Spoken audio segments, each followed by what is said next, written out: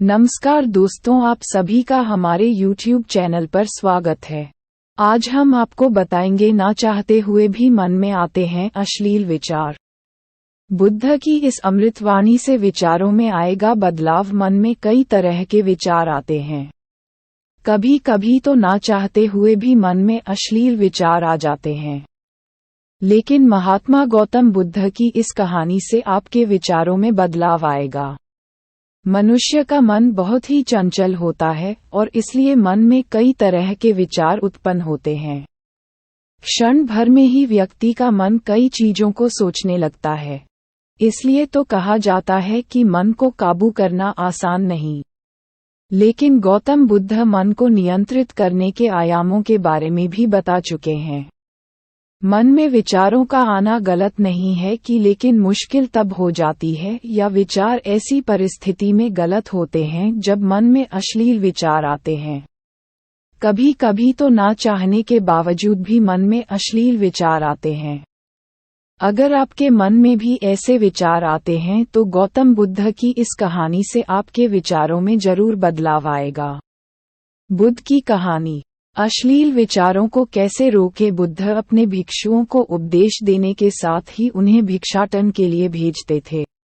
एक बार उन्होंने अपने भिक्षु भरत को भिक्षा लेने के लिए एक श्राविका के घर भेजा।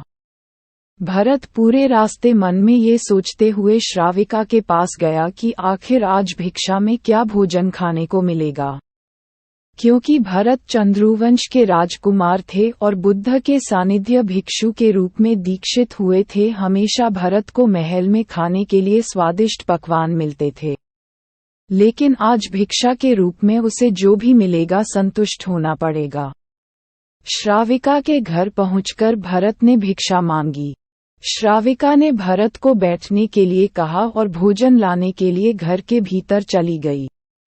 इधर भरत फिर से अपने प्रिय भोजन के बारे में सोचने लगे और जैसे ही श्राविका भोजन लेकर आई तो भरत अचंभित रह गए। भरत ने देखा कि श्राविका ने उनके लिए उनके पसंदीदा पकवान परोसे हैं और अपने प्रिय भोजन को देखकर वह खुश हो गए।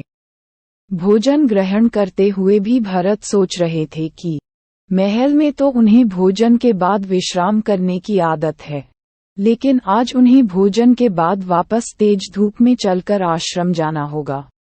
लेकिन भोजन के बाद श्राविका ने भरत को कुछ समय के लिए विश्राम करने का आग्रह किया।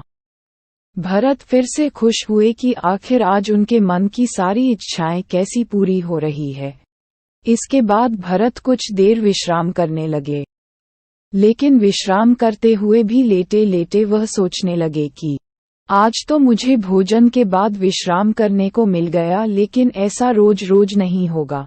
जब भरत विश्राम के बाद उठे तो श्राविका ने कहा कि आप जब तक चाहे यहाँ ठहर सकते हैं। भरत अब समझ गए कि ये कोई संयोग नहीं हो सकता। उन्होंने श्राविका से कहा कि मुझे क्षमा कीजिए, क्या आप मेरा मन पढ़ सकती हैं?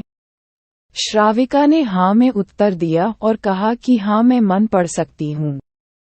शुरू में ये कठिन था, लेकिन फिर मैंने स्वयं के मन विचारों को देखना शुरू किया।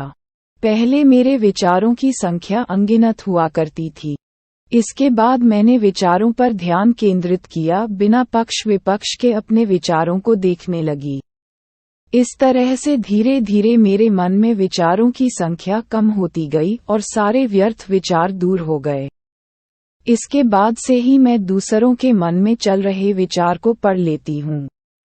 हालांकि श्राविका की बात सुनकर भरत घबरा गए। इसके बाद भरत ने श्राविका से आज्ञा ली और आश्रम के लिए निकल पड़े। रास्ते में भी भरत फिर से मन में आए विचारों का स्मरण करने लगे कि श्राविका के बारे में उसके मन में अश्लील विचार भी आए थे। श्राविका ने उसे भी जान लिया होगा, वह मेरे बारे में क्या सोचती होगी। भरत खुद को लज्जित महसूस कर रहे थे। भरत ने आश्रम पहुंचकर गौतम बुद्ध से कहा कि अब मैं कभी भिक्षाटन के लिए नहीं जाऊंगा। बुद्ध ने भरत को पास बुलाया और कहा कि क्या हुआ है, तुम मुझे सारी व्यथा बताओ। भरत ने सारी बातें बुद्ध को बताई। इसके बाद बुद्ध ने कहा कि अगले 1 हफ्ते तक तुम भिक्षाटन के लिए उसी श्राविका के घर पर जाओगे। लेकिन तुम्हें इस बात का ध्यान रखना होगा कि कल भिक्षाटन के लिए जाते हुए तुम अपने चित्त को पूरे होश में रखना।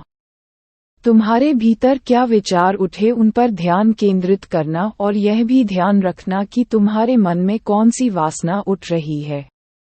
तुम कल इन सभी चीजों को ध्यान में रखकर जाना और इसके बाद मुझे वापस आकर बताना। अगले दिन भरत भिक्षाटन के लिए गए।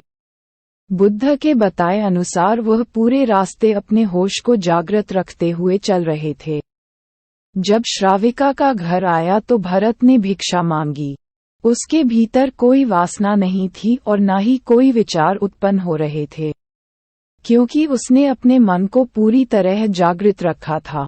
भरत ने भिक्षा ली और आश्रम चला गया। भरत ने बुद्ध को प्रणाम किया और कहा कि आज उसे जिस आनंद की अनुभूति हुई वह पहले कभी नहीं हुई।